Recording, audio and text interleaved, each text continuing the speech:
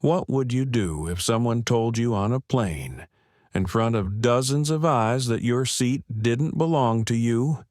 What if you had paid for it, earned it, sat in it quietly, but they looked at you and still assumed you're not supposed to be here? This is the story of Naomi Ellison, a 17-year-old black girl traveling alone in first class. She wasn't loud. She wasn't defiant. She simply said, "No, I won't move." That quiet refusal sparked a chain reaction that exposed a multi-billion-dollar airline, fractured the silence around systemic racial bias in air travel, and transformed one teenager from inconvenience to inspiration. But how did it escalate so far? Why did the crew try to rewrite the truth? And what power did Naomi's father wield with just one call? A call that would shake the airline industry and redefine who gets to belong. Stay with us, because this story will challenge your assumptions, break your heart, and remind you why staying seated can be the most powerful act of all. Like, share, and subscribe to our channel if you believe quiet courage can change the world. Let's begin the story. There was something about airports that always made Naomi Ellison quiet. Not nervous, not afraid, just quieter. She kept her earbuds in without playing music. Not because she needed noise, but because she wanted the illusion of space, an invisible bubble around her that gave her a moment to breathe.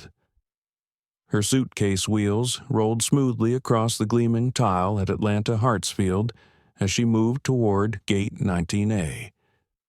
Her eyes scanned for signs, while her mind ran a checklist she'd already completed twice. Passport, check. Boarding pass, check. Student ID and driver's license, check. Backup charger, yes. Silk scarf. Grandma gave her before she passed, always. Naomi wasn't superstitious, but the scarf made her feel safe, and today she needed that feeling. She was headed to New York for the pre-law summer program at NYU, her dream ever since she'd sat in on her dad's deposition prep at the kitchen table, learning what it meant to defend someone with both truth and clarity. Her father, Malcolm Ellison, hadn't said much the morning he handed her the ticket. Just a nod, and one line: "You've earned this, don't shrink." The flight was a graduation gift, though it felt like something else. A door, maybe, a kind of offering, acknowledgement. Naomi was 17. She didn't like attention. She didn't post videos of her awards or scream about her full-ride acceptance. She just worked, kept her head down, stayed polite. She knew the world didn't always give grace to girls who looked like her, not without expecting her to explain herself first. That's why the first-class ticket tucked in her denim jacket felt strange. It didn't scare her. It just felt visible. She stepped up to the check-in kiosk and typed in her confirmation number. The machine blinked for a moment longer than expected before printing out her boarding pass. Seat 2B, it said, a window seat, first class. She looked around. Not many other people her age were flying solo, and certainly not from this part of the terminal. At the TSA checkpoint, the security agent took one look at her ticket, then glanced at her. "Flying premium today?" he asked, eyebrows slightly raised. Naomi smiled softly. "Yes, sir." He held her ID longer than necessary, then waved her through. It was small, barely a moment, but Naomi felt it. That flicker of doubt, like her presence in that cabin, required additional confirmation. She didn't argue. She never did. She just adjusted the strap of her bag and walked on. The gate area was quiet. Rows of business travelers on laptops, couples flipping through travel magazines, one toddler kicking their parents' briefcase rhythmically. Naomi found a seat near the window, letting sunlight spill across her notebook. She wasn't journaling, not yet, but her pen traced the outlines of the words she wanted to say if anyone ever asked her why she wanted to study law. To protect the voices that get drowned out, to honor what her mom never got to finish, to make things fair, truly fair for people who never had a seat at the table.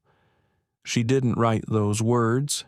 She just drew the outline of a chair, then another, and left one empty. Her phone buzzed, a text from her dad. "You at the gate?" Naomi smiled. "Yeah, everything's smooth so far. Thank you. Again, you belong there. Don't let anyone act like you don't." "I won't. Love you, always." When boarding was announced, Naomi stood early, not to rush, but to avoid being last. She wanted time to settle, to breathe before takeoff. As she stepped forward, the gate agent scanned her pass and paused. The woman said, glancing at the screen. Naomi tilted her head slightly. "Everything okay?" she asked gently. The agent looked up at her. Blonde bob, flat expression. "This is for seat 2B. Naomi nodded. "Yes, ma'am." The woman scanned it again, then looked at Naomi's ID, then the screen, then back at her. Naomi didn't flinch. She was used to the rhythm now, the steps people took when something about her didn't fit the picture. The agent handed her pass back with a tight smile. "You're good to go." Naomi thanked her, kept walking, and felt the heat behind her ears.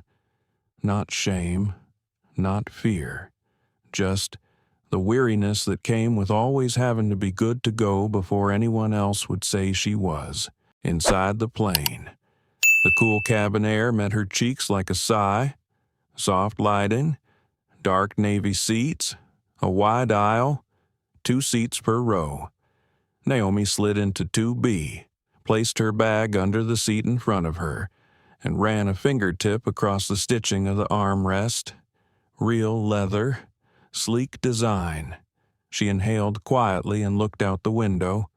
This was hers, her seat, her trip, her earned place in the sky. But as she reached for the seat belt, a shadow fell across her row. It was a man, mid-60s, expensive coat, white hair, sharp jaw, eyes that had long forgotten how to look curious. He glanced at her, then at her seat, then frowned. He said nothing. But Naomi caught the curl of his mouth and the way he shifted his bag higher, like her presence in that seat disturbed some unsaid order. Naomi turned back to the window, jaw tight. The man moved on, but his expression stayed. She touched the scarf around her neck, fingers curling in the silk. "You belong here." Her father's voice echoed again, and she believed him. But some part of her already knew this flight wasn't going to be quiet. Naomi had barely fastened her seatbelt when she saw the flight attendant pause near her row. Eliza Cormack. That was the name on her gold-plated badge. Her Navy uniform was crisp, not a wrinkle in sight, and her posture gave off the kind of trained cheerfulness Naomi had seen 100 times before, polished, practiced, pleasant. Eliza looked at Naomi. Her smile flickered, not gone, but tightened. Then she glanced down at the seat map in her hand and said nothing. Naomi gave her a small nod. "Mornin'," she offered gently. Eliza blinked. "Welcome aboard. No warmth, just protocol." She moved on down the aisle. Her tray of pre-departure drinks stopping short at 2C, the seat next to Naomi, before skipping 2B altogether. Naomi turned her face toward the window again. It wasn't worth making a scene. Maybe it was a small mistake. Maybe she was imagining things. But that's how it always started, didn't it? Not with loud insults, Not with shouting or slurs, just omissions, a skipped offering, a delayed smile, a double take on your boarding pass. The man who had glared at her earlier, now seated across the aisle in 2A, had removed his jacket and was scrolling through emails on a large tablet. Naomi noticed his silver cufflinks glinting in the light, the kind that said old money, not just wealth. He looked up briefly, and their eyes met, only for a second. Then he smirked and shook his head slowly, like something about her amused him. Naomi returned to her seat back pocket, pulling out the safety card she'd already read 5 times. Not because she needed it, but because it gave her something to do, a distraction, a rhythm.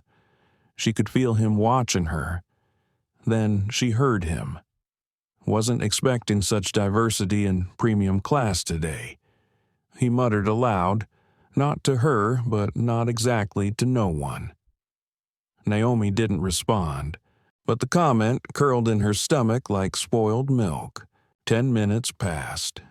Other passengers filled in. Naomi noticed the crew spending more time with those in suits. One woman in 3C was offered a blanket and an extra snack box before the rest of the row had even sat down. A middle-aged man in 1A joked about his usual seat, and the attendant laughed like they were old friends. Naomi nothing, not even a glance. She didn't need special treatment, but she noticed the difference. When the cabin doors closed and the engines hummed to life, Naomi felt the pressure in her chest, not fear, but that old childhood feeling from private school days when she'd walk into an honors class and someone would ask if she was in the right room. She always was, but being right and being welcomed were never the same thing. The plane lifted off smoothly. Naomi closed her eyes during takeoff, something she did even now, out of habit. The moment her body felt weightless, she exhaled long and slow, trying to release everything she'd carried up to this moment. She had just begun to relax when Eliza's voice crackled overhead. "Ladies and gentlemen, we're pleased to welcome you aboard Flight 703 to New York's LaGuardia Airport. We'll be cruising at 34,000 feet. Sit back, relax, and enjoy your flight." A slight delay. Then the real murmur began, a quiet conversation near the front of the cabin. Naomi opened her eyes to see Eliza speaking in hushed tones with the man from 2A Grant Holloway. He was leaning forward now, gesturing toward Naomi's seat. Eliza nodded slowly, folding her arms. Then they both glanced toward Naomi. Naomi looked away quickly, heart suddenly hammering.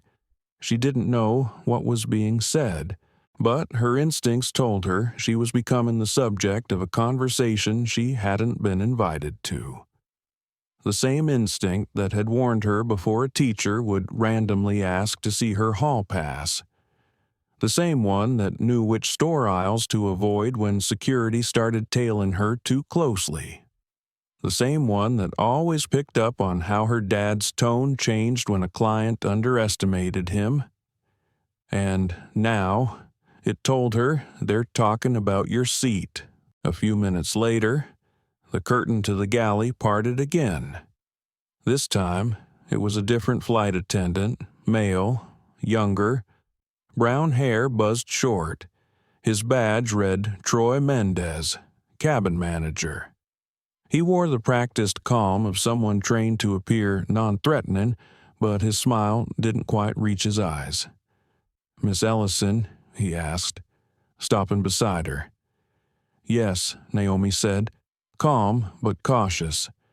Troy crouched slightly to speak at eye level, voice low but insistent.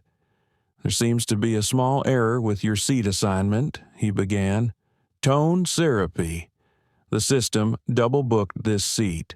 We'd like to move you to an available seat in economy so we can accommodate a high-tier diamond member with specific medical needs." Naomi blinked. This ticket was purchased weeks ago. First class, assigned seat, 2B. There was no error when I checked in. Yes, Troy said with a smile, but sometimes the computer doesn't register frequent flyer overrides properly. Mr. Holloway, he gestured subtly to. 2A has a vestibular condition that requires him to face forward and be near the window. I'm sure you understand. Naomi's throat tightened. It was happening, just like that. Smiling faces, soft words, and behind them, erasure. Is there something about me that makes my ticket less valid? Naomi asked, voice level. Troy's smile froze. Of course not. We're just trying to accommodate everyone. Naomi looked him in the eye. I'm staying in my seat.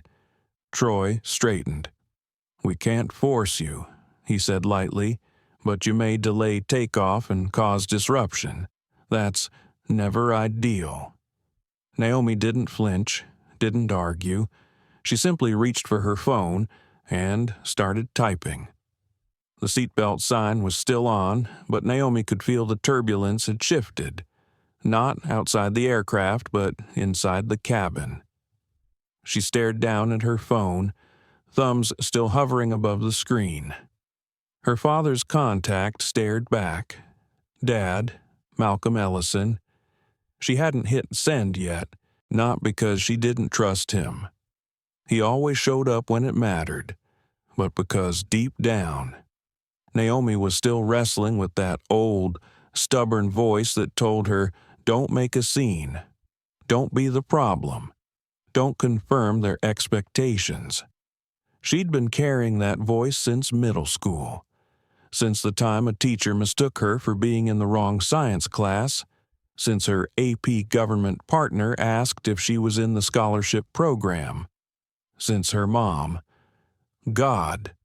Her mom had tried so hard to shield her from this kind of thing, but hadn't lived long enough to teach her what to do when it happened. So now, here she was, 17, alone in the sky, being asked to vanish politely, all because someone else believed they deserved her place more. Across the aisle, Grant Holloway sipped his sparkling water slowly, fingers drumming against the tray table. The air around him felt smug, performed, powerful in that quiet, insidious way people carry when they know the world will back them up. Naomi turned slightly and caught him watching her again. This time, she didn't look away. He blinked first, but the moment had already done its damage. Eliza returned, crouching just like Troy had earlier, a gentle tone, but her eyes were sharper now.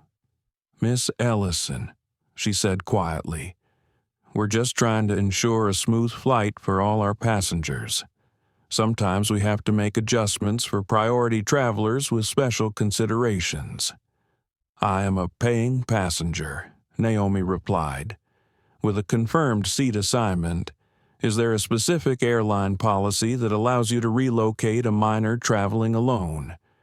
Eliza paused. That pause, just 2 seconds too long, told Naomi what she needed to know. This wasn't a real policy. This was preference wrapped in procedure, a seat reassignment disguised as customer service. I understand this is uncomfortable, Eliza said softly, but resistance can sometimes trigger security protocols, and we wouldn't want that for you. The word security landed like a slap. Naomi leaned back in her seat, eyes locked on Eliza. She didn't raise her voice. She didn't tremble. She simply said, I'm not moving. A beat passed. Eliza stood. Without another word, she walked away. Naomi exhaled, but it wasn't relief. It was preparation. Her heart pounded hard in her chest now. She could feel it in her wrists, in her throat, but her hands remained still, her face calm. She picked up her phone again and finally tapped send. Dad, I need you now. They're trying to force me out of my seat. First class. Flight 703. Two bubbles appeared immediately. Then the typing paused, then resumed. Are they touching you? Are you safe? I'm okay. For now. But they're pressuring, telling me it's about someone else's condition. Naomi felt tears threaten behind her eyes, but didn't let them fall. I'll call. Stay in your seat. Do not argue. Do not get up. She nodded silently, holding the phone close like armor. 5 rows behind her. Camila Jo watched from her seat. She'd noticed the exchange, the soft coercion, the way Eliza had leaned in with a smile but tension in her jaw. Camilla had been in boardrooms like that. She knew what it meant when people tried to wrap injustice in good intentions.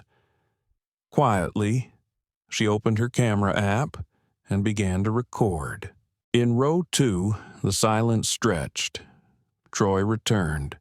His demeanor was different now, more rigid, less friendly.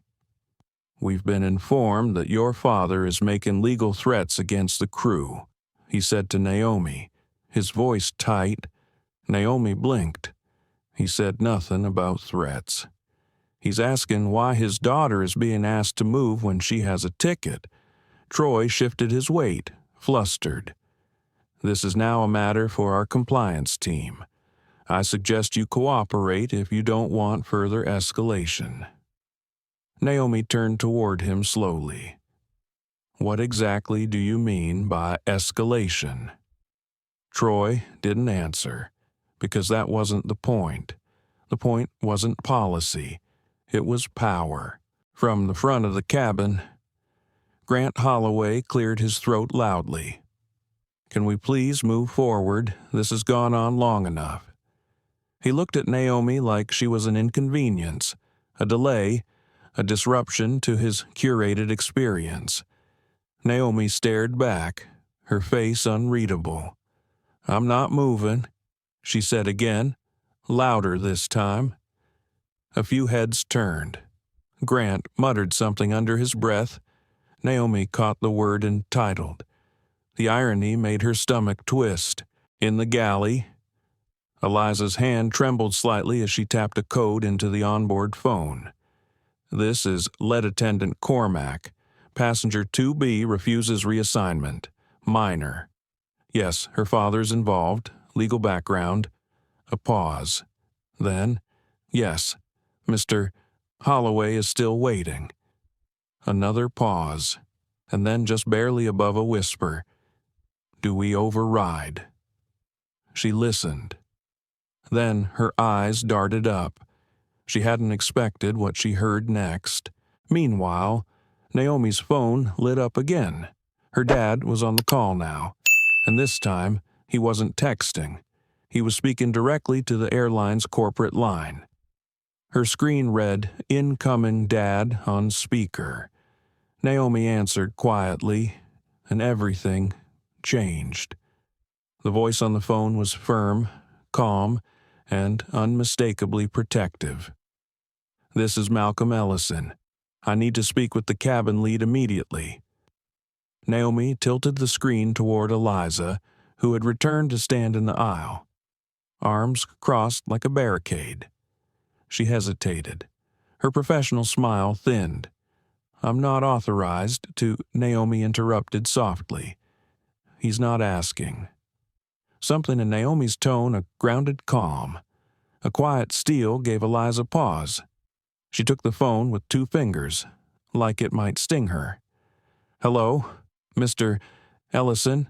This is Eliza Cormac, lead on Flight 703. Her voice lowered. She walked a few steps toward the galley, phone still to her ear. Naomi couldn't hear the words, but she could see Eliza's posture shift. The squared shoulders slackened. Her lips pressed into a line. At one point, she turned to glance back at Naomi, then quickly turned away. When she returned, she handed the phone back without meeting Naomi's eyes. Your father has requested we suspend all reassignment discussion, Eliza said, her voice clipped. We've logged his concern with corporate. You are welcome to remain in your seat." Naomi blinked once. "Thank you," she said, but Eliza didn't respond. She just moved on down the aisle. Across the way, Grant Holloway looked up, clearly annoyed. What happened? Troy approached him with hushed tones. Grant's voice, by contrast, was sharp and piercing. "She's staying, because her daddy said so." Troy didn't answer, just gave a small apologetic shrug. Grant scoffed. Unbelievable. This is why standards don't mean anything anymore. Naomi didn't speak, but her spine straightened. Every word from Grant wasn't just about a seat. It was about who he thought deserved to sit there. Her phone buzzed again. "Dad, you okay?" "Yes, they're backing down." "Good. Stay still. Record anything else if needed. I will." Then, a pause. "Dad, I'm proud of you. You handled that with dignity." Naomi smiled softly, though her eyes were wet. She wasn't sure if it was relief or exhaustion. Maybe both. From 3 rows behind, Camilla watched the whole exchange with quiet awe. She hadn't stopped recording. Not when Eliza hesitated. Not when Troy avoided Naomi's gaze. Not when the entire cabin briefly held its breath during that call. Camilla had seen plenty of public confrontations. Most were noisy, viral, spectacles. But this was quiet resistance, polite, composed, intentional, and devastatingly clear. She texted the video to her brother, a civil rights attorney. "You'll want to see this." Meanwhile, Troy disappeared into the front galley again, phone pressed to his ear. He spoke low, but Grant Holloway's tone, loud as ever, carried across first class. "So now we let teenagers with expensive phones and whiny fathers dictate cabin assignments. This is absurd. I'll be making a call of my own when we land." Naomi's pulse ticked upward. She didn't want to fight. She wanted peace. But peace, it seemed, always came at the cost of invisibility. And this time, she hadn't paid. Eliza returned once more, this time with a tray water, juice, and sparkling drinks. "Would you like anything, Miss Ellison?" she asked. Her voice was neutral now. Careful. Naomi's gaze flicked up, held steady. "Just water, thank you." Eliza nodded and handed it to her without eye contact. The plane remained in its own strange stillness. Inside, Naomi's mind began to race. She should have felt vindicated, but instead, she felt exposed. Her father had to intervene just for her to keep what she'd already rightfully earned. What did that say about her place here, about how quickly it could have been erased, if no one with power had spoken? And what about the next girl, the one without a father who could cut through a corporate line? What would have happened to her? What if Naomi had been just a little more scared, a little more tired, a little more willing to give in? She knew the answer. That girl would have been sitting in 19E right now, middle seat by the restroom, sipping ginger ale with her knees tucked into her chest, while Grant Holloway lounged in 2B and called it business as usual. Naomi looked out the window again. No clouds, just blue stretching into forever.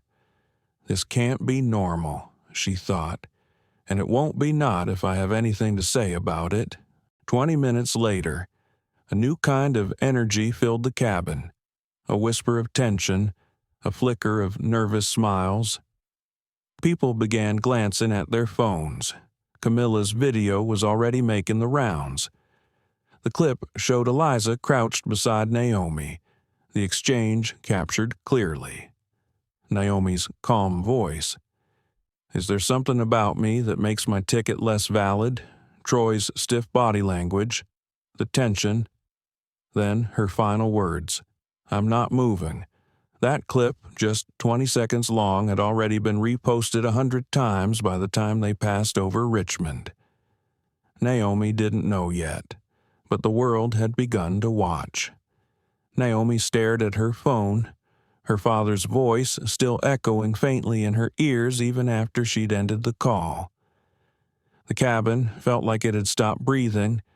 Everything looked the same, soft lighting, navy seats, hushed clinking of ice cubes and crystal plastic cups, but something underneath had shifted. The balance, the mood. Naomi had remained in her seat. She had held the line. But why didn't it feel like victory? Her seatbelt was fastened. Her window view hadn't changed. Her water cup hadn't moved, and yet she felt different, dislodged. Maybe because she knew this wasn't really over. Not yet. Across the aisle, Grant Holloway had taken off his shoes. His polished black loafers sat neatly under 2A, but his crossed ankles and narrowed eyes suggested anything but comfort. He had an air of entitlement that refused to adjust, like a man still waiting for someone to come apologize for upsetting him. Naomi glanced at him only briefly, just long enough to see the quiet fury pulsing in the tension of his jaw. He wasn't done, and neither, it seemed, was this flight. Meanwhile, Naomi's phone buzzed again. But this time, it wasn't her father. It was Tamara, her best friend since the 3rd grade. Tamara Singh Girl, what did you do? You're on Twitter, like, actually, Naomi. What's happening, Tamara? Hold on. I'm sending you the clip. It's got like 40K views already. This woman named Camilla posted it with the caption, "Teen forced to defend her seat from airline crew and elite passenger. Calm, brave, unshakable." That you Naomi's throat tightened. She blinked at the screen. The clip loaded. She tapped play. There she was still, silent, self-contained, her own voice playing back in her ears like a stranger's. "Is there something about me that makes my ticket less valid?" Her hands began to sweat, not from shame, but from the weight of being seen. This wasn't just between her and the crew anymore, or her and Grant. This had left the cabin. Camila, seated discreetly 3 rows back, refreshed her feed. The video had crossed 100,000 views, and the comments were pouring in. Why is a teenager being asked to move for a grown man? She's a minor. This is disgusting. That girl held her ground like a queen. Camila sent a quick text to her brother. "You said to let you know if something ever felt bigger than it looked. This is it. She's special." In her seat, Naomi watched the replay again. She didn't smile, didn't cry. She just listened. Not to the words, but to the tone, to the composure, and to the part of her that hadn't shaken when every system around her tried to push her down a row, or 5. Still, she felt the familiar doubt rising again. Was it too much? Did she make it worse by standing her ground? Would they label her difficult, disrespectful, disruptive? The pressure of representation bore down like cabin pressurization. She wasn't just Naomi anymore. She was the black teen in first class. She was the video girl. She was something public now, shareable, frameable, and part of her hated that. A chime overhead signaled the seatbelt sign turning off. Eliza returned, this time softer, carrying a tray with a fresh bottle of sparkling water and a small linen-wrapped snack. "Miss Ellison," she said, "compliments of the captain." Naomi accepted the offering, but her eyes never left Eliza's. The attendant hesitated for just a second. Then she asked, voice lower, "Are you doing okay?" Naomi nodded once. "Yes, thank you." Eliza lingered a beat too long. then walked away, tray tucked close to her chest like a shield. In the front galley, Troy Mendez was sweating through his collar. He'd just gotten off the phone with Operations Compliance, and the directive was blunt.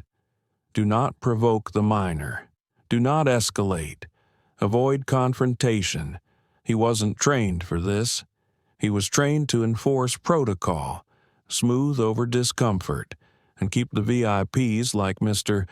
Holloway happy. But now he'd seen something flip. He'd seen power bend toward someone who wasn't supposed to have it, and it rattled him. He wasn't sure who the real liability was anymore, Grant or the girl in 2B. Back in her seat, Naomi turned the brightness down on her phone and slipped it into her lap. She closed her eyes, and this time she didn't think of legal codes or classroom debates. She thought of her mom, of that memory at age 10, sitting in the back of the church while the choir rehearsed. Her mom had leaned down and whispered, "Sometimes the world will try to dim your light just because they can't handle the glare. Don't shrink. You were never made to disappear." Naomi had nodded then. She nodded again now. One row back, an older black woman across the aisle caught Naomi's eye. She gave her a subtle nod, one that said, "I see you. I know. I've been there." Naomi nodded back, tears threatening again, but held at the rim. There was no applause, no grand announcement, just a shared knowing. And, for the first time in an hour, Naomi took a full breath, the kind that fills the lungs, the kind that stays. But this wasn't over, not even close. At 34,000 feet, a quiet storm was still building, a storm about race, about power, about who belongs where and who decides, and Naomi was no longer flying alone. Naomi didn't realize how fast the video had spread until the captain's voice came over the speaker, too chipper, too rehearsed. "Folks, we'll be experiencing mild turbulence shortly, so please remain seated with your seatbelts fastened. Thank you again for choosing Skylux Airlines." Standard. But Naomi heard it differently now. That tone, that careful voice wasn't just about weather. It was containment. They were trying to steady the story, not just the flight. A moment later, Eliza returned once again. Not alone this time. Troy Mendez stood just behind her, holding a black folder that he didn't open because it wasn't about documents, it was about optics. "Miss Ellison," Eliza said, her voice back to polished formality. "We understand this has been a stressful flight. We'd like to offer you a complimentary travel voucher as an apology for any confusion earlier." Naomi looked up. Steady. "No thank you." Eliza blinked. "It's a $500 voucher good for any future domestic." "I said no thank you," Naomi repeated. Eliza nodded too quickly, lips pressing tight. Of course. She and Troy disappeared behind the curtain again. Camilla refreshed her feed. The original post was now at 340,000 views and counting. Major accounts had shared it. The comments had shifted. Some were furious, supportive. "The composure of this girl is unreal. She deserves to run for office. This is why we need airline reform." They tried to disappear her, but others had a different tone. "Why is she recording sounds staged? Another influencer kid using their daddy's money. Maybe there was a real medical reason to move her. These stories are always one-sided." Camila's jaw clenched. She'd seen this before. She'd lived through it. Discredit first, then dehumanize. She typed quickly to her brother again. "This story's about to be spun. You need to get ahead of it." Meanwhile, Grant Holloway was also typing. From his cushioned seat in 2A, he sent an encrypted message to his assistant. Have PR draft response for early Monday. Emphasize cooperation. Allegations are baseless. Girl's father is overreaching. Frame as first-class guest disruption. He clicked send, then he opened Twitter and watched. Naomi, for her part, hadn't opened her social media once since Tamara's first message. She didn't want to see it. She wasn't ready. She didn't want her face to become a symbol, her name a hashtag, her story another battleground between bots and bystanders. All she'd done was stay in her seat. That was it. But already, she could feel how fast the world would take that act and twist it into something else. She'd be called spoiled, entitled, manipulative, too confident, too quiet, too loud, everything and anything except rightful. Her phone buzzed again, a message from an unknown number. You're just another brat with a powerful daddy. Don't act like a victim. People like me earned our seat up here. Naomi's hand tightened around the phone. Another one came in, then another.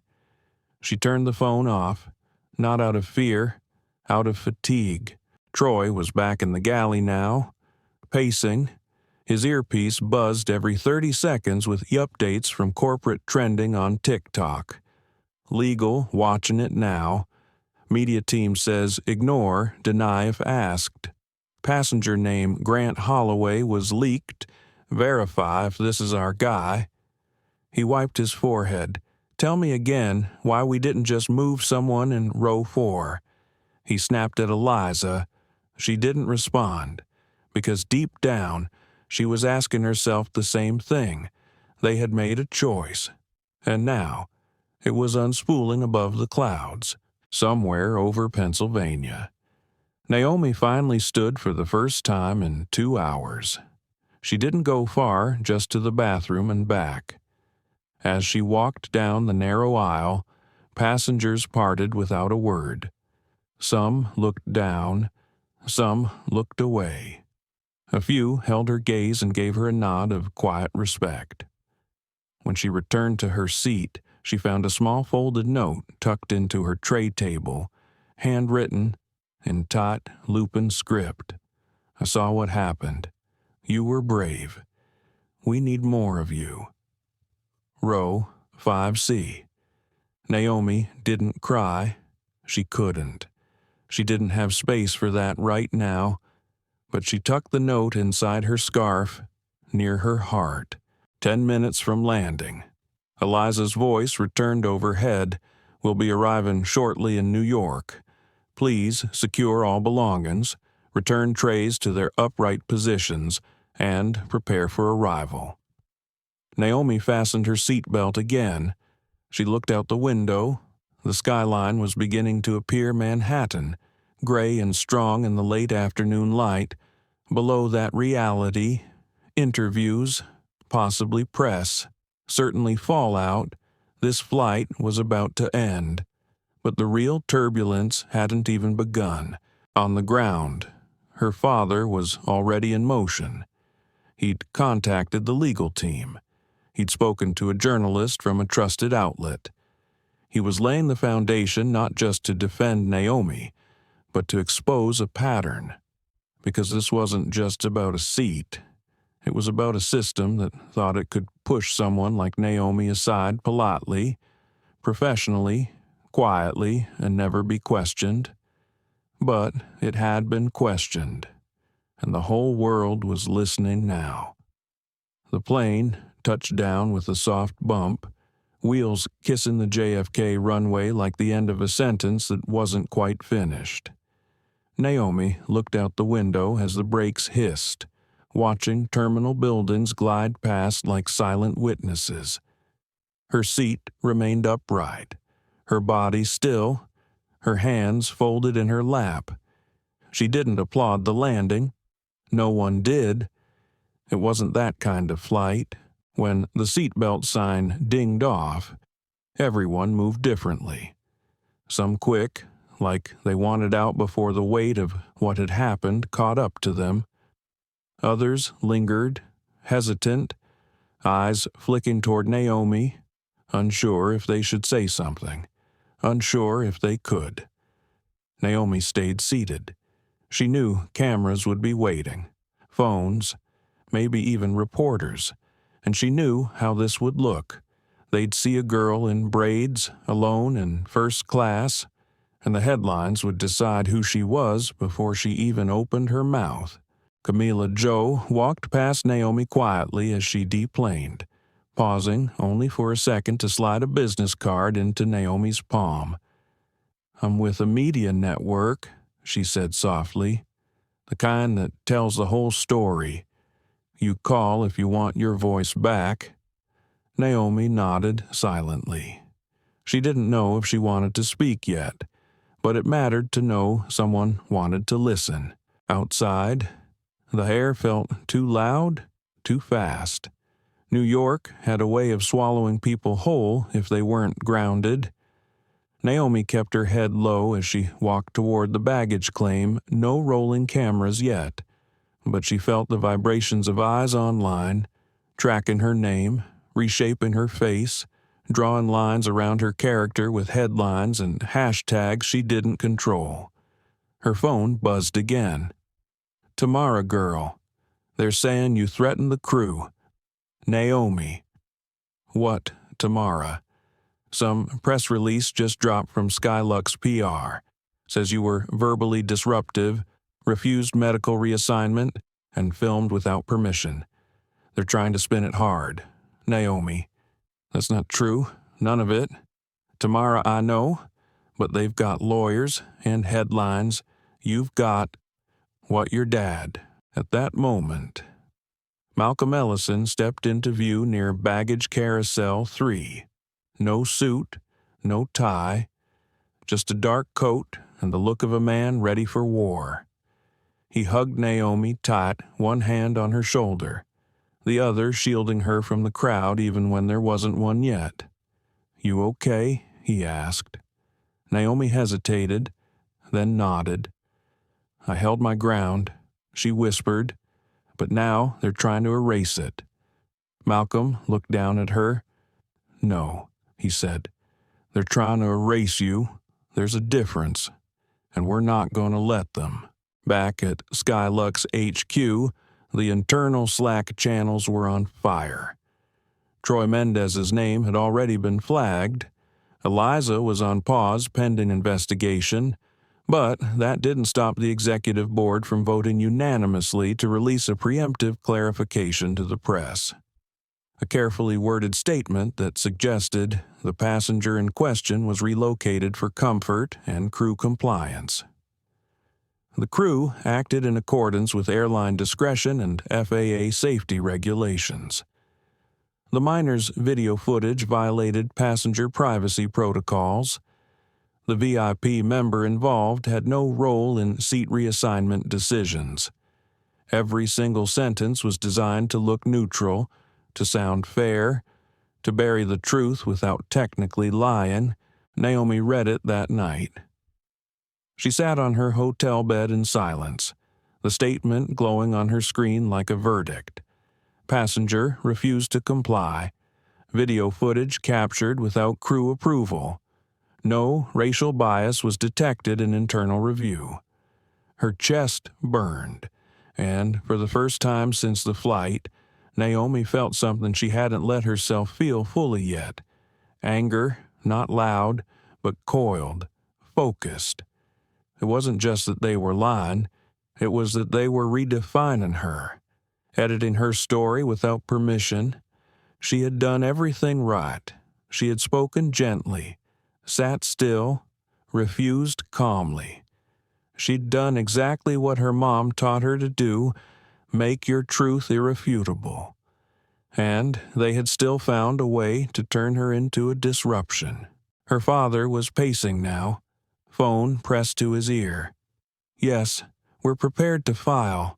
I want that footage secured from the airline body cams, internal recordings, all of it. We have witnesses, passengers, a journalist. Get me Jordan Ray, she's the one who sued Atlantic Wings for the pay discrimination case. Naomi looked up. "Who's Jordan Ray?" Her father paused. "A woman who used to be where Eliza is now. Only she didn't stay quiet." Meanwhile, Jordan Ray, now working with an advocacy coalition for airline workers of color, opened her inbox and saw the subject line, "Urgent Passenger Discrimination Case, Naomi Ellison." She opened it, watched the video, read the PR spin, and shook her head. "Here we go again," she muttered, and then she picked up the phone. Naomi curled under the covers that night, exhausted. The silence of the hotel room was too clean, too still, and yet her mind ran wild. Did I make it worse by resisting? Would Mom be proud or worried if they can twist this? How many others have been buried under lies they didn't even know were being written about them? She blinked at the ceiling, then pulled the note from her scarf. "Row 5C. I saw what happened. You were brave." She stared at the handwriting and decided this wasn't over.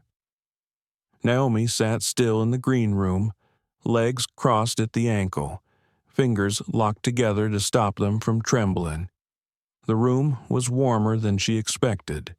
One wall was covered with soundproofing foam, another with framed black and white portrait celebrities, activists, authors, faces that had once, like her, been caught in the eye of a media storm.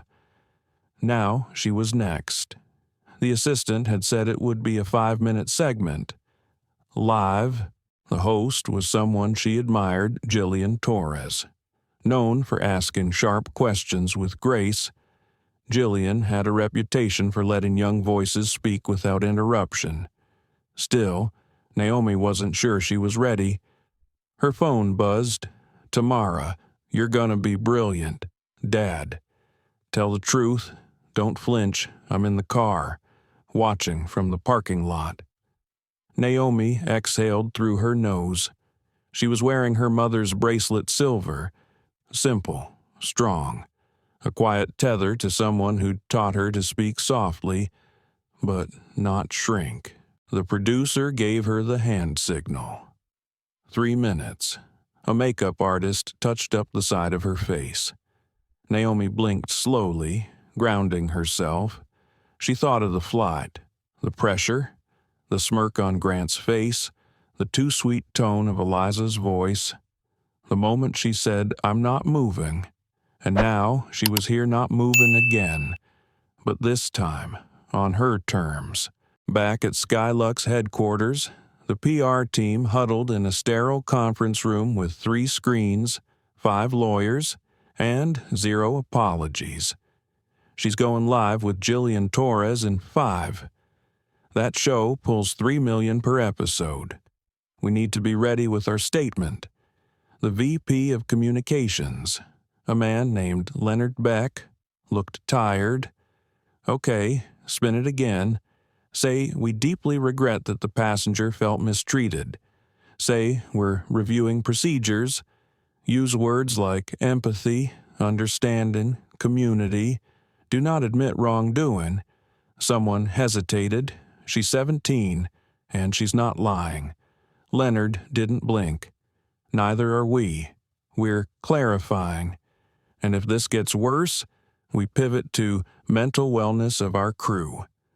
That always works. They nodded and drafted another email blast. Naomi sat across from Jillian Torres now, under hot lights and the buzz of cameras. The show intro rolled. Jillian smiled at her, warm and steady. "Naomi, thank you for joining us today. Thank you for having me. Let's get right to it," Jillian said. "You've been called poised, powerful, brave. Others say you're being used by activists, or that your dad's influence is behind this. Who are you?" Naomi took a breath. "I'm a girl who stayed in her seat," she said quietly, and apparently that was too much. The studio was still. Jillian waited. "Tell us what happened." Naomi nodded, her voice steady but soft, the kind of voice that doesn't shout but still makes you listen. "They asked me to move for a man who said he needed my seat.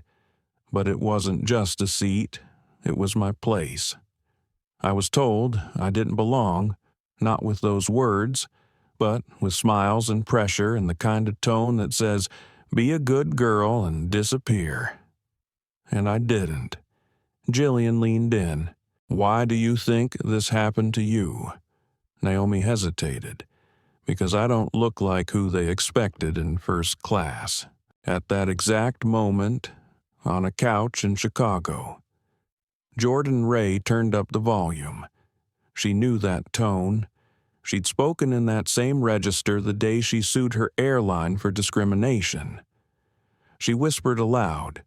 "They picked the wrong girl to erase." Back in the studio, Jillian asked, "What would you say to Skylux right now?" Naomi looked straight into the camera. "I don't want an apology for me. I want change for the people who come after me. The girls without dads who can make phone calls. The ones who don't get caught on camera." And then, just before the segment ended, she said something Jillian hadn't expected. "I forgive them," Naomi said, "but I won't let them pretend it didn't happen." The interview ended. Backstage, Naomi finally let out a breath she hadn't known she'd been holding. Her father met her with a silent nod. He didn't say, "Good job." He didn't have to. He just placed a hand on her shoulder, solid and steady. Within hours, the interview trended across platforms.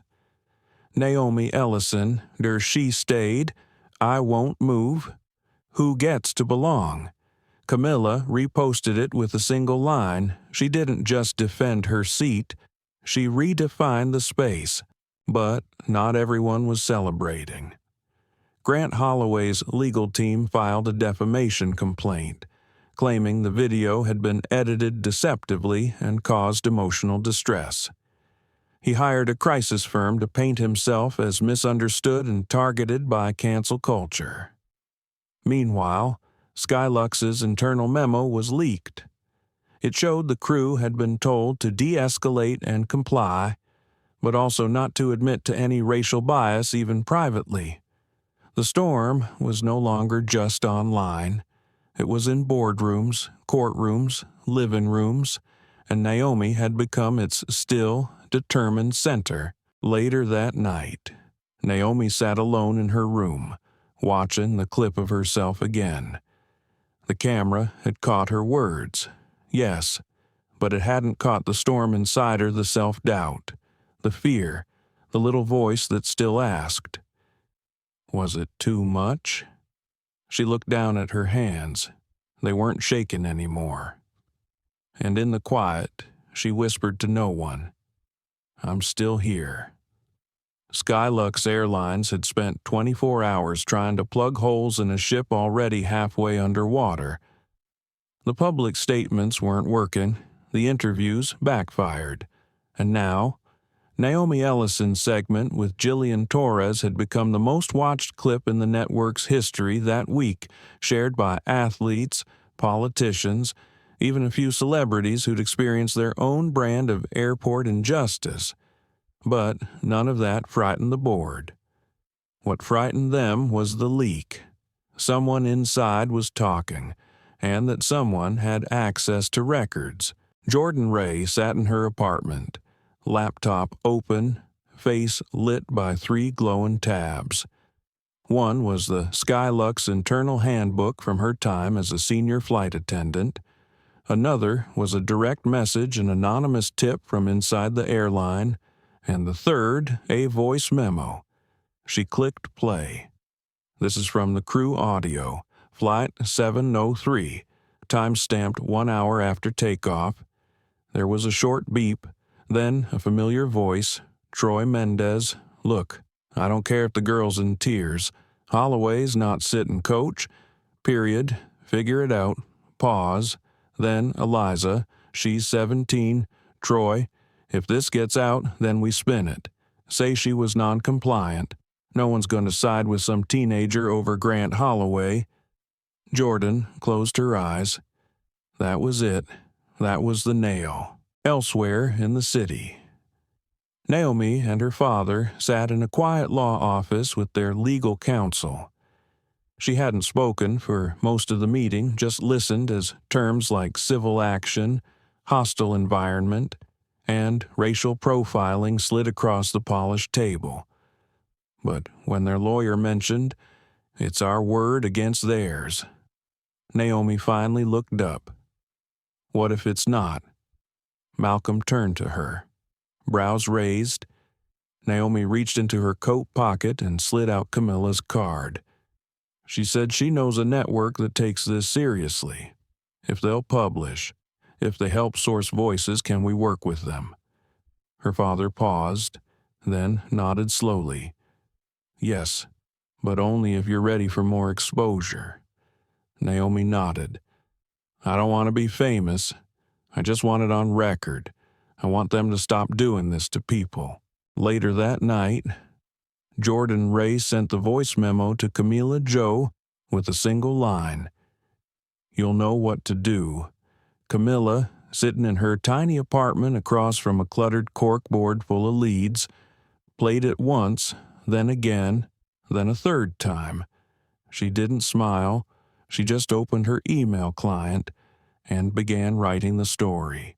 Back at Skylux, VP Leonard Beck got the call at 3:14 a.m. He barely finished listening before shouting across the room, "Who the hell recorded that?" The answer was unclear. They had no idea who'd leaked the cockpit-adjacent mic capture. But whoever did had access, and that meant they had more. Leonard's hands were shaking as he opened the encrypted crew logs. There were annotations, warnings, even a red flag next to Eliza's name marked PR liability. "Watch temperament. Shut it down," Leonard ordered. "Now. Legal sweep. Wipe local crew caches. If this gets verified, we're toast." But it was already too late. Camilla's article was live. The title hit hard. "You're not supposed to hear this flight. Crew audio reveals intent to displace black teen from first class for VIP comfort." It included quotes, the full transcript, a timeline, and, most damning of all, a brief, redacted clip embedded with expert verification. Within 20 minutes, hashtags exploded again, this time with screenshots, legal commentary, and renewed outrage. This is what she was up against, and she still kept her cool. "We owe Naomi Ellison a public apology, and Skylux owes her a settlement. I work airline security. If this tape's real, they violated FAA minor protection." Naomi's phone buzzed nonstop. Calls, mentions, support, and still some hate. But this time, the weight of truth shielded her. Tamara sent her a voice note. "Girl, you're changing the game. I'm shaking. Your calm was louder than their lies." Her father walked in quietly, phone to his ear. "They want to talk settlement," he said. "But we're not just settling for a check. Naomi, this is bigger." Naomi nodded. "I want a policy named a full audit, and I want the training manual changed. No more vague seat reassignment discretion lines." He looked at her proudly. "Let's get to work." Meanwhile, Eliza sat at home in silence. Her name had started trending, 2 less than Naomi, but enough to ruin any hope of quiet return. She rewatched the cabin footage. Her own face, her posture, her complicity. She looked nothing like a villain. But that's what made it worse. She had known better, and she had stayed silent. Her inbox was full of HR updates and suspension letters, but one stood out. It was from Naomi's legal team. Not a threat, not a lawsuit, just a statement of fact. You had the power to stop it. You still might. Eliza stared at the screen, then opened a blank email and began to type. The pressure was mounting, from inside and outside, and now, the question hanging in the air was no longer, did this happen? It was, how long has this been happening, and who's next? If it doesn't stop, Eliza Cormack hadn't slept. For 3 nights. She'd stared at the same email draft on her laptop, the one that began. To whom it may concern, I was the lead flight attendant on Flight 703, and I need to say what I couldn't. Then, every time she hovered over sent, her finger froze. She'd told herself she was just following orders. That protocol had to come before politics. That maybe she was protecting herself, her job, her crew. But deep down, Eliza knew she had watched a child be cornered, not by force, but by suggestion, by pressure, by professional tone, and she had stood there and let it happen. Now, the world knew. On a quiet Wednesday morning, the email went live. Eliza had bypassed Skylux's internal PR channel entirely. She submitted it directly to Camila Joe, whose inbox had become a magnet for every overlooked crew member, staffer, and bystander who'd seen something and finally had someone to tell. Camilla opened the letter, skimmed the top, paused, then read every word twice. She uploaded it to the Story Hub immediately. The headline read, "Flight attendant, break silence. I watched it happen, and I said nothing." The post hit a nerve. More than the video. More than the memo. Because this wasn't surveillance footage. This was human admission. A woman saying, "I saw it. I knew. I failed her." In the statement, Eliza wrote, "No one explicitly told me to target Naomi. But when you're in the air, hierarchy speaks louder than truth." Troy gave me the look. Grant gave me the smirk. And I gave up what was right for what was easy. She closed with Naomi. "If you ever read this, I'm sorry. You deserve someone to speak up. And I didn't. That's on me." Naomi did read it. She was in a cafe in Midtown with her dad, sipping ginger tea, her phone screen shaking in her hand. She read it once in silence, then read it aloud to her father. Malcolm said nothing at first, just nodded, slow and quiet. Finally, he asked, "Does it change how you feel?" Naomi looked out the window, then back at her screen. "I don't know, but it's something." By midday, the public response to Eliza's statement was everywhere. Some called it brave, others called it too late. But Naomi, she didn't retweet it. She didn't post a thread. Instead, she wrote a note, a personal reply, and asked Camilla to send it back to Eliza. It said, "I don't hate you. I just wish you had remembered I was a person before I had to become a headline. Thank you for telling the truth. That matters." Hours later, Naomi received another message. This time from the Office of Civil Aviation Oversight.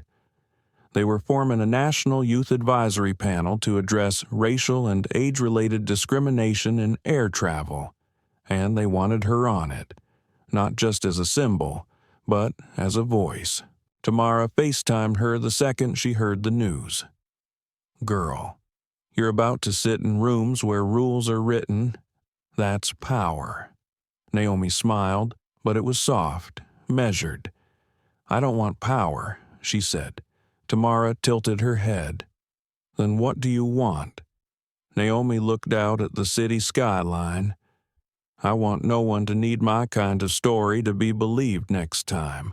Meanwhile, Grant Holloway's PR team was collapsing. His defamation complaint had been quietly dropped. Major publications declined to run his op-ed. A leaked email revealed his corporate partners had paused endorsement discussions until further review. He stayed silent. The man who'd once raised his voice over a seat no longer had an audience. Camilla, for her part, was being courted by major networks, publishers, advocacy groups, but she turned down every offer except one. She proposed a docuseries highlighting cases like Naomi's, told by those who lived them, not sensational, just human. She called the series Still Here. Back at home, Naomi opened her journal for the first time in weeks. On a fresh page, she wrote, "I sat in my seat. The world asked me to move, and I said no. What moved instead was everything around me." She closed the book, quietly exhaling. This wasn't justice, not yet, but it was a beginning, and she was ready to keep going. The panel room was smaller than Naomi had imagined. Not grand, not cold, just a softly lit conference space at the edge of D.C. as Aviation District, with 12 chairs in a loose circle, no podiums, no flashing lights, no press badges, and yet Naomi had never felt so visible. The sign outside the door read Civil Aviation Oversight, Youth Equity Round Table. She was the youngest in the room, but somehow she didn't feel small.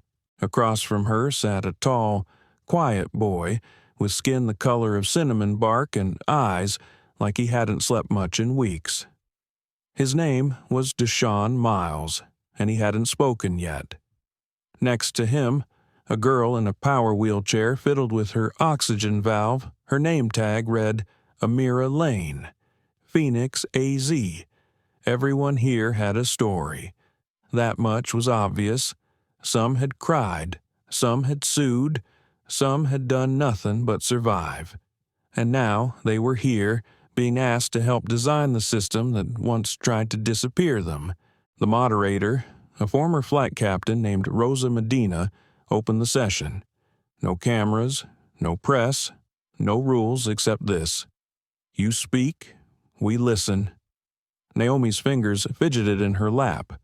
Then, slowly, she raised her hand. I didn't want to be known for refusing to move. She began. I wanted to be known for staying. The room went still. She wasn't grandstanding. She was sharing oxygen. Later in the session, Deshaun finally spoke. He told a story about being pulled from a boarding line at 16 because his name matched someone on a watch list. No apology, just a missed flight and a note to be patient next time. Naomi's chest ached. It was a different pain than hers, but woven from the same thread. She waited until break, then walked over. You deserve to stay on that plane, she said quietly. He looked at her with tired gratitude. And you deserved your seat. They sat in silence for a long minute. No hashtags, just witnessing. Later, Naomi shared one of her suggestions for the panel's report. She titled it, "The Right to Remain Seated." She proposed that every minor flagged for involuntary reassignment should require an automatic secondary review, one with human discretion, not just corporate flowcharts. It's not about being above the rules, she explained. It's about not being erased by them. The room nodded slowly. Rosa jotted it down, word for word. That night, Naomi and her dad walked through the quiet marble steps of the Lincoln Memorial. He asked if she wanted dinner. She said no, just a walk. Do you think this changes anything? She asked. Malcolm looked up at the carved stone behind them. Maybe not everything, he said, but someone in that room today will fly next year, and they'll be safer because of what you said. Naomi blinked. I don't want to be famous for this. You're not, he said. You're remembered because you refused to disappear. That's different. The next morning, her phone buzzed with a message from Amira Lane. Your voice helped me speak yesterday. I usually let other people explain what happened to me. but hearing you, I used my own words for once. Thank you." Naomi smiled softly, not the viral kind of smile, the kind that sinks into your ribs, the kind that stays. Later that afternoon, Naomi and Camilla met in person for the first time. They sat outside a bookstore cafe, wrapped in scarves and warm drinks, breathing autumn air. "I'm doing a follow-up piece," Camilla said. "Not about the airline, about you." Naomi raised an eyebrow. "Why? Because the story didn't end with the plane, and neither did you." Naomi sipped her cocoa. "Can you tell it in a way that feels normal?" Camilla smiled. "You mean human, exactly. Then I've already started writing it." Before they left, Camilla handed Naomi a small envelope. "What's this?" "Something someone gave me before they resigned." Naomi opened it slowly.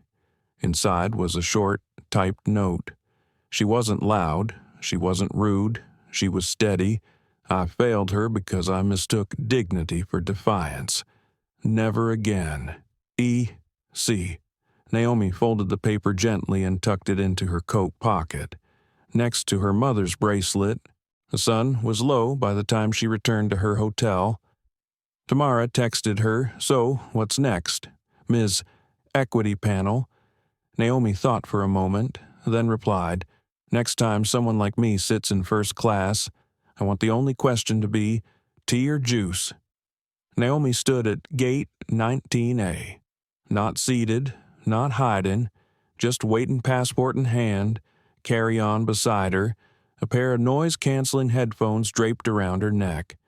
She was about to board her first flight since everything, different airline, different destination, same courage. The boarding call came through first class. Passengers were invited to step forward. She walked slowly. A few heads turned. Some recognized her, others didn't. It didn't matter. Naomi wasn't here to be recognized. She was here to live freely. Inside the cabin, the flight attendant smiled. "Welcome aboard, Miss Ellison." Her tone was neutral, warm. Naomi smiled back. "Thank you." She placed her bag under the seat and slid into 2A, the same position where Grant Holloway once sat as the world was asked to displace her. Now, no one asked her to move, and no one would. As the plane taxied, Naomi stared out at the runway lights. A quiet melody hummed through her headphones, one of her mother's favorite jazz instrumentals. She hadn't cried in weeks, not during the panel, not during the protests, not even when Camilla's docuseries premiered. But now, something soft rose in her chest. Not grief, not anger, release. A quiet knowing that she'd done something that mattered not just for her, but for someone she might never meet. Someone, someday, who would board a plane and feel no tension when taking their seat. Halfway through the flight, a passenger approached, a woman, maybe late 30s, with a daughter holding a stuffed animal by her side. She paused just beside Naomi's row. "Excuse me," she said gently. "I just wanted to say thank you." Naomi blinked. "I was on a flight last month. My daughter got her upgrade because the crew asked if she wanted it. No pressure, no assumptions, just asked." She smiled. "They never used to do that." Naomi's throat tightened. "I'm glad she got to choose." The little girl waved and whispered, "You're brave." Naomi smiled through a soft breath. Sometimes just sitting down takes everything you've got. When they landed, there was no press, no statements, just soft music over the PA and passengers gathering their coats. Naomi waited until the aisle cleared, then stood, grabbed her bag, and walked toward the terminal, outside. Her father waited in arrivals, holding up a small cardboard sign. "Naomi E." She laughed and rolled her eyes. "Really, hey," he said, grinning. "Even legends need airport pickup." They hugged, quietly, then walked out into the cool air, where city lights blinked like stars brought down to street level. Days later, Naomi watched the final episode of the docuseries. Her face appeared only briefly, a quiet clip of her walking through the panel doors. But what followed was the heart of it all. Voices like Deshawn's, Amira's, Jordan's, one by one, people sharing what it means to belong in places they were once told to leave. The final words of the series came from Naomi's interview, softly spoken. Barely louder than a whisper, I didn't raise my voice. I didn't raise my fists. I just stayed seated. And somehow, the whole sky shifted. Camila's final subtitle read, "For every kid who was asked to move, you're not the problem. You were the lesson." Naomi would go on to speak at 2 universities. She'd write op-eds. She'd return to the panel not as a witness, but a co-chair. And she never flew the same way again. Not because of fear, because now she understood her altitude. Tamara joked one night, "You're gonna be president." Naomi laughed. "Too many speeches." "Well, you're already leading something." Naomi paused, then replied, "Not leading, just not letting myself get led away anymore." In a drawer beside her bed, she kept 3 things. 1, her boarding pass from Flight 703. 2, the handwritten note from row 5C. 3, Eliza's letter. She never used them for fame. She kept them as evidence of what happens when you don't shrink, of what becomes possible when the world says, "You don't belong here," and you simply respond. Watch me stay. Naomi Ellison didn't shout, she didn't argue, she just stayed seated. And in that stillness, she made the whole world look inward. This wasn't just about a first-class seat. It was about who gets to feel safe when they claim space. It was about a young black girl being told, again, "You don't belong here," and finally answering, "I do." From the moment that flight landed, Naomi's life changed, but so did something else: the public conversation around dignity, race, and who we listen to when injustice unfolds at 30,000 feet. She could have walked away quietly, but she didn't. She stayed, she spoke, and because of that, policy changed. Hearts shifted, and a new standard was written for every child who comes after her. This story is a tribute to every passenger who has been pushed aside and every person who chose to stay grounded in their truth. If this story moved you, if it made you feel angry, inspired, seen then, please leave a comment, like this video, share it with someone who needs to hear it, and don't forget to subscribe, because more stories like this, raw, real, and revolutionary, are on the way. Thank you for watching, and remember, your seat matters.